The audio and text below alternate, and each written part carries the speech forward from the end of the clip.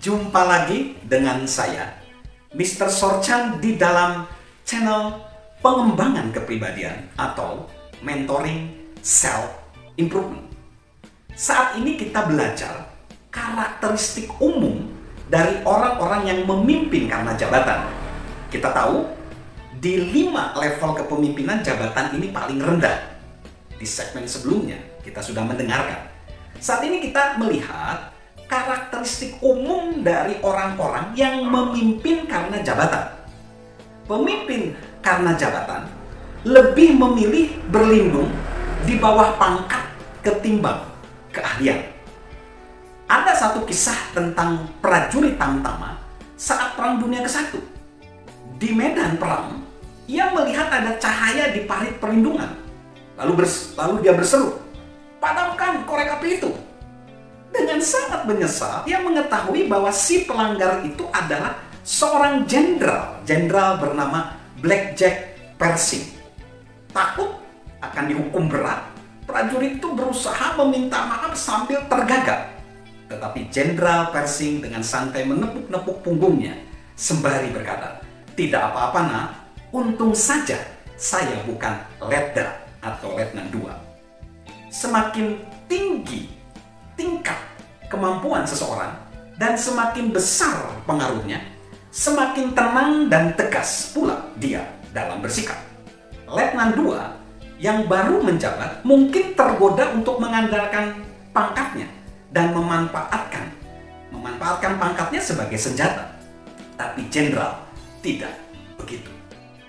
Karakteristik yang kedua, pemimpin karena jabatan mengandalkan pengaruh atasannya, bukan pengaruhnya sendiri.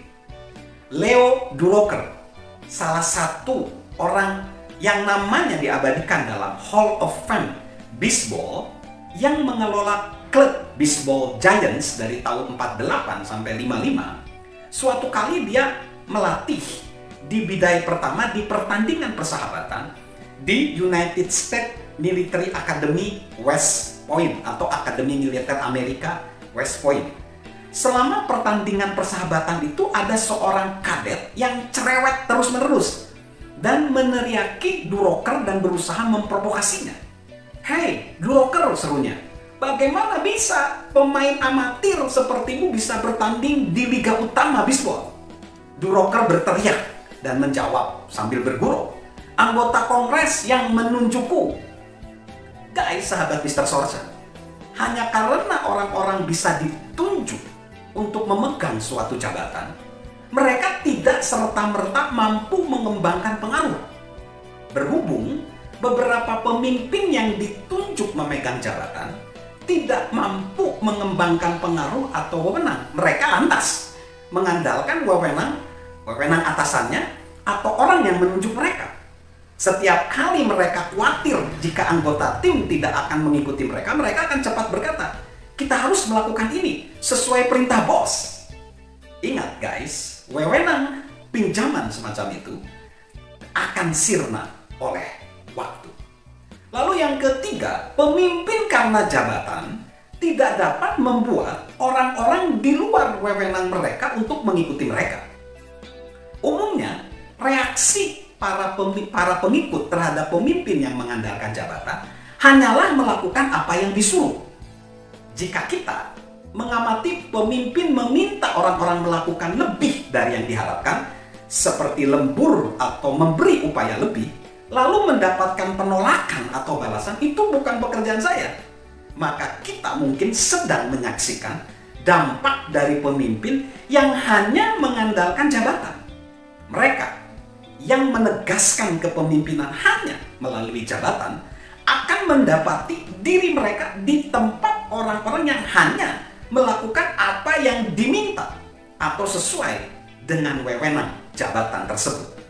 Orang-orang tidak akan berkomitmen terhadap visi atau tujuan yang diarahkan oleh pemimpin yang mengandalkan jabatan.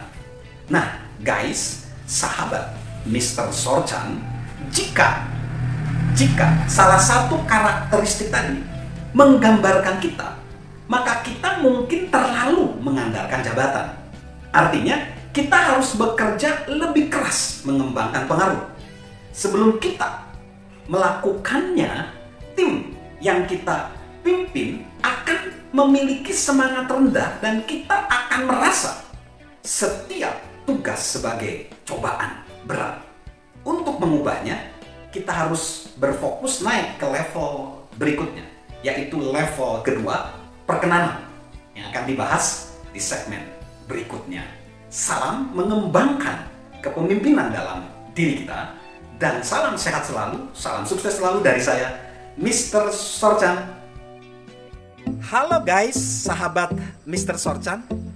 Yuk subscribe channel Mr. Sorchan, beri komentar, dan share agar orang lain bisa menjadi lebih baik. Salam sukses luar biasa, salam sehat selalu dari saya, Mr. Sorchan.